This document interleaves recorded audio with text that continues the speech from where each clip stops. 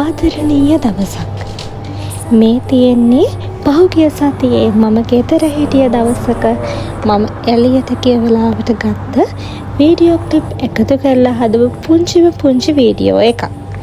කාලෙකට පස්සේ ඔන්න අද මම නිවාඩු. ඉතින් මම හිතුවා අද බ්‍රෙක්ෆාස්ට් එක එළියෙන් ගන්නවා කියලා.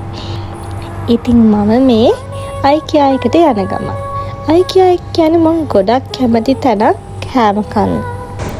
ඉස්සෙල්ලම ගිහිල්ලා කෑම ඕඩර් කරා. මම මේ සැරේ තෝරගත්තේ potato mash, sweet peas and chicken meatballs.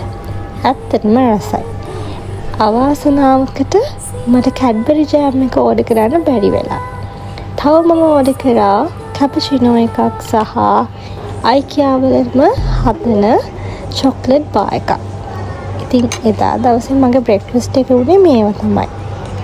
මං එදා කෑම එක කාලා මගේම ලෝකෙක අතරමං වෙලා ඉඳලා ගෙදර ආව නිසා මොනවත් ආයෙ මට වීඩියෝ කරන්න බැරි වෙලා.